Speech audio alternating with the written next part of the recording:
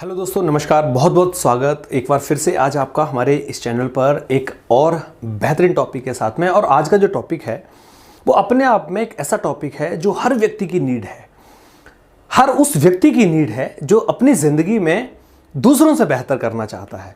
दोस्तों, वैसे तो इस दुनिया में हर एक व्यक्ति बेहतर ही करना चाहता है, बट चाहना और करना, ये दोनों चीज़ों में बहुत फ़र्क है। क्योंकि चाहना बहुत आसान है, करने के लिए आपको त्याग करना पड़ता है, तपस्या करनी पड़ती है। जो लोग सिर्फ चाहते हैं वो जिंदगी में चाहते हुए ही मर जाते हैं, लेकिन जो व्यक्ति कुछ करने की चाहत करने के लिए मेहनत करते हैं, तपस्या करते हैं और अपने आप को कुर्बान करते हैं, वो अपना नाम भी बनाकर जाते हैं। भले वो टाइम जरूर लगेगा, क्योंकि there is no free lunch. इस दुनिया में आसानी से कुछ भी नहीं मिलता। अगर आप इस बात को ऐसे समझें तो आप ये मान लीजिए कि अगर एक बच्चा भी हमारे घर में पैदा होता है तो उससे हम कुछ एक्सपेक्टेशंस करते हैं, हम उससे उम्मीदें करते हैं कि ये हमारी ज़िंदगी में कुछ ऐसा परिवर्तन लाएगा। भले माँ बाप उसके बारे में ये सोचते हो कि हमारा नाम रोशन करेगा, लेकिन साथ में ये भी सोचते हैं कि हमारे ख़ानदान का नाम भी रोशन करेगा। बहुत सारी एक्सपेक्टेशंस होती हैं, क्योंकि ज़िंदगी में अगर आप आए हैं तो केवल आप 2 वक्त की रोटी खाकर और अपना समय गुजार कर चले जाएंगे, तो फिर इस दुनिया में आपके आने का कोई फ़ायदा नहीं है, या मेरे आने का कोई फ़ायदा नहीं है। यानी इस इंसान को अगर इस धरती पे आने के बाद में केवल अगर 2 वक्त की रोटी खानी है और सिर्फ गुजारा करके चले जाना है, तो फिर इंसान बनने की ज़रूरत नहीं थी, जानवर बन के भी काम चल सकता था, क्योंकि जानवर भी इसी तरह से, इसी प्रवृत्ति से जीता है।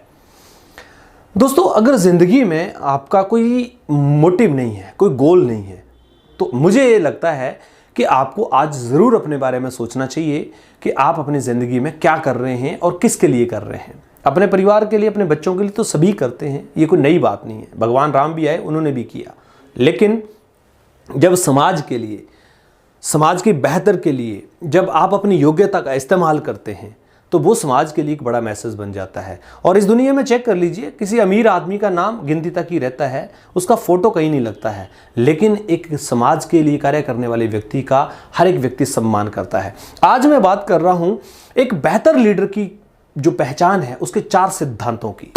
दोस्तों, लीडरशिप तो हर एक व्यक्ति के लिए ज़रूरी है।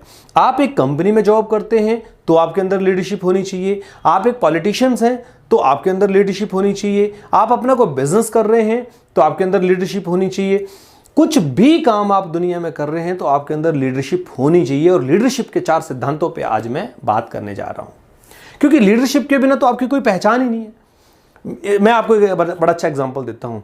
आप फिल्में देखते होंगे, फिल्मों में गाना चलता है, तो गाना जब चल रहा होता है तो जो हीरो हीरोइन होती है और पीछे जो नाचने वाले लोग होते हैं, मान लीजिए पीछे 20 आदमी 50 आदमी नाच रहे हैं, तो उन 50 लोगों का चेहरा कोई याद नहीं रखता।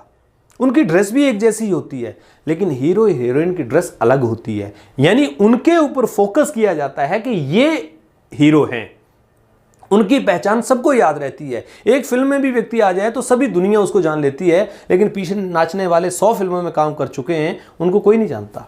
वो मिल भी जाए तो भी पहचान नहीं करेगा। उसको बताना पड़ेगा कि मैं फलानी फिल्म में वहां पर नाचा था, देखना ध्यान से आप, तब कोई आदमी देखेगा जाकर, तब उसको समझ में आएगा। और वो ऐसा पॉसिबल नहीं है। दोस्तों, जो लोग चाहते हैं कि मुझे लीडरशिप अपने अंदर पैदा करनी है, तो ये 4 बातें मैं उनके लिए बात कर रहा हूं और मुझे लगता है कि वो बहुत ही इंपॉर्टेंट होगी। सबसे पहले, आप जो लोगों से चाहते हैं आप उन्हीं की तरह सोचें और उनके कार्य उन्हीं की सोच के माध्यम से करें। यानी आप अपना दिमाग ना लगाएं, आप ये सोचें कि लोग क्या चाहते हैं। अगर आप एक आम आदमी होते तो क्या चाहते हैं उसके बारे में। अगर एक नेता के पास एक आदमी आता है तो क्या सोचता है, एक अधिकारी के पास एक व्यक्ति आता है तो वो क्या सोचता है, किसी दुकानदार के पास एक व्यक्ति आता है तो क्या सोचता है। ये जो सोच ग्राहक की है या आदमी की है, जब आप उसकी सोच जैसा सोचना शुरू कर देंगे तो फिर कमाल हो जाएगा। ऐसा कमाल हो जाएगा कि ना तो व्यवहार खराब होगा, ना तो माल खराब होगा, ना तो प्राइस खराब होगा। हर एक चीज बिल्कुल सिस्टमेटिकली होगी। एक अधिकारी जब एक आम आदमी, एक समस्या लेकर जो आने वाला व्यक्ति अगर उसके जैसा सोचना शुरू कर दे तो उसको उसकी समस्या समझने में बिल्कुल भी देर नहीं लगेगी, क्योंकि उसने उसके जैसा सोचा। लेकिन जब अधिकारी जैसा सोचना शुरू करेगा और सामने वाले को केवल एक शिकायतकर्ता समझेगा, तो उसको कभी भी समझ में नहीं आएगा। इसलिए अगर आप एक अच्छे नेता बनना चाहते हैं, अच्छे व्यक्ति, अच्छे लीडर बनना चाहते हैं, तो आपको लोगों की तरह ही सोचना पड़ेगा। जैसा लोग चाहते हैं आप वैसा ही उनका समाधान करें। दूसरी चीज है व्यवहार प्रिय बने, और लोग भी यही चाहते हैं। आप जैसा व्यवहार लोगों से अपने लिए चाहते हैं, आप लोगों के साथ वैसा ही व्यवहार करें। क्योंकि देखिए, ये तो दुनिया का दस्तूर है कि आप गेंद को जितनी तेजी से सामने फेंकेंगे उतनी तेजी से ही वो आपकी तरफ वापस आएगी, अगर दीवार पे मारेंगे।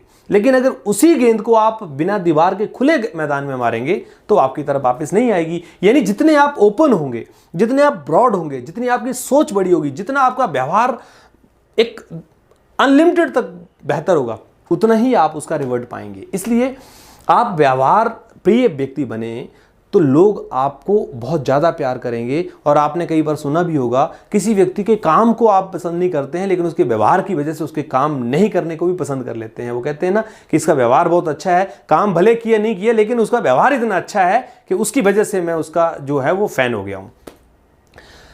दोस्तों, समस्या से निकालने का हल खोजें। कोई व्यक्ति आपके पास यूं ही नहीं आया है, वो इसलिए उम्मीद लेकर आया है कि आप एक लीडर हैं, आप एक नेता हैं, आप एक अधिकारी हैं, आप एक समस्या का समाधान करने वाले व्यक्ति हैं। अगर उस व्यक्ति की समस्या का समाधान आप नहीं निकाल पा रहे हैं तो कहीं ना कहीं आपको इसके लिए सोचना होगा कि आखिर ऐसा क्यों। क्योंकि आप उसकी समस्या से या तो रिलेट नहीं कर रहे हैं या तो आप उसको सही ढंग से डील नहीं कर रहे हैं। इसलिए जो व्यक्ति आपके पास आया है समस्या को लेकर, उसकी समस्या का कोई ना कोई समाधान जरूर ढूंढें, ताकि उस व्यक्ति को सेटिस्फेक्शन हो कि मैं इस व्यक्ति के पास गया तो मुझे कोई ना कोई समाधान मिला है।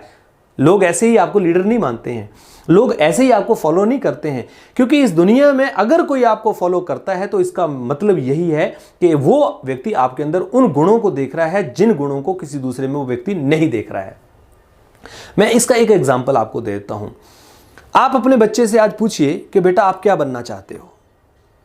मैं आपको 4 ऑप्शन देता हूं, आप उसको बोलिए कि बेटा क्या आप अमिताभ बच्चन बनना चाहते हो, शाहरुख खान बनना चाहते हो, आमिर खान बनना चाहते हो, या अपने पापा जैसा बनना चाहते हो।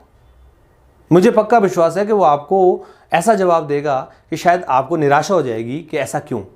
क्योंकि हम अपनी ज़िंदगी में अपने बच्चों के लिए हीरो नहीं हैं, जबकि दुनिया के लिए आप हीरो हो सकते हैं। इसका अर्थ ये हुआ कि आपने उनकी समस्याओं के समाधान के लड़ने के लिए जो पॉलिसी चाहिए थी, जो पर्सनैलिटी चाहिए थी, वो आपने अपनी नहीं बनाई। और यही वजह से बच्चा जो है वो आपके जैसा नहीं बनना चाहता है। एक बड़ा बात मैं आपको जो बताने जा रहा हूं वो ये है कि आप सोचिए, विश्वास करिए और कोशिश करिए किस चीज़ के लिए?